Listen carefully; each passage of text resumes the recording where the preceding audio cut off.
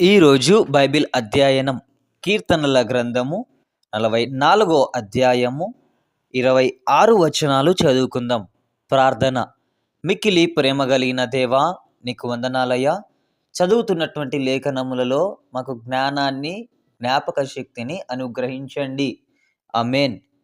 దేవా, పూర్వకాలమున మా పితరుల దినములలో నీవు చేసిన పనిని గూర్చి మేము చెవులారా వినియున్నాము.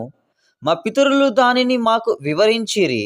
నీవు నీ భుజబలము చేత అన్యజనులను వెళ్ళగొట్టి మా పితరులను నాటితివి. జనములను నిర్మూలము చేసి వారిని వ్యాపింపజేసితివి. వారు తమ ఖడ్గము చేత దేశమును స్వాధీనపరచుకొనలేదు. వారి బాహువు వారికి జయమియ్యలేదు.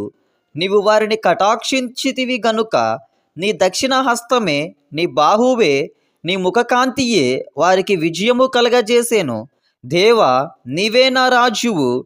యాకోబునకు పూర్ణ రక్షణ కలగ నాజ్ఞాపించుము. నీ వలన మా విరోధులు అణచివేయుదుము. నీ నామము వలననే మా మీదికి లేచువారిని మేము త్రొక్కివేయుదుము. నేను నా వింటిని నమ్ముకొనును. నా కత్తియు నన్ను రక్షింపజాలదు.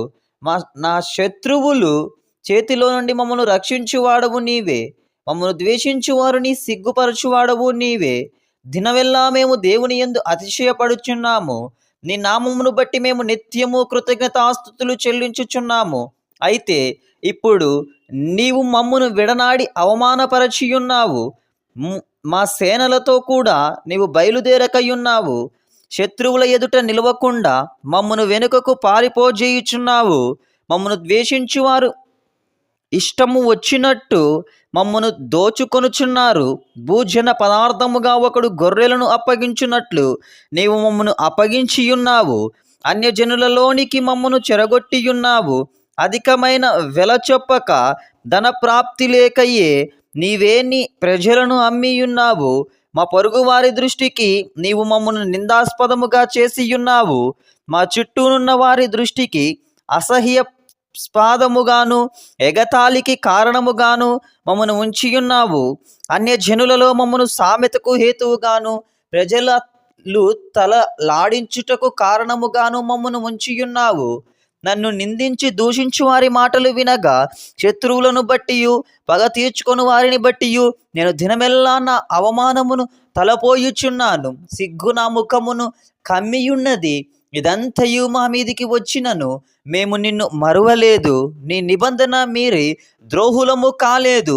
మా హృదయము వెనుకకు మరలిపోలేదు. మా అడుగులు నీ మార్గమును విడిచి తొలగిపోలేదు. అయితే నక్కలున్న చోట నీవు మమ్మను బహుగా నిలిపియున్నావు. గాఢాంధకారము చేత మమ్మను కప్పియున్నావు. మా దేవుని నామమును మేము మరచియున్న ఎడల, అన్య దేవతల తట్టు మా చేతులు చాపియున్న ఎడల, హృదయ రహస్యములు ఎరిగిన దేవుడు ఆ సంగతిని పరిశోధింపక మానునా? నిన్ను బట్టి దినమెల్లా మేము వధింపబడుచున్నాము. వదకు సిద్ధమైన గొర్రెలమని మేము ఎంచబడుచున్నాము. ప్రభువా, మేలుకొనుము. నీవేలా నిద్రించుచున్నావు? లెమ్ము, నిత్యము మమ్మును విడనాడకుము. నీ ముఖమును నీవేలా పనుగుపరచియున్నావు? మా బాధను మాకు కలగా హింసము నీవేలా మరచియున్నావు? మా ప్రాణము నేలకు కృంగియున్నది. మా శరీరము నేలను పట్టియున్నది. మా సహాయమునకు లెమ్ము. నీ కృపను బట్టి మమ్మను విమోచింపుము. ఆమేన్. చివరి ప్రార్థన. మిక్కిలి ప్రేమ కలిగిన దేవా, నీకు వందనాలయ్యా. మాట్లాడిన ప్రతి మాటను బట్టి నేను స్తుతిస్తున్నాను, గణపరుస్తున్నాను తండ్రి. ఆమేన్.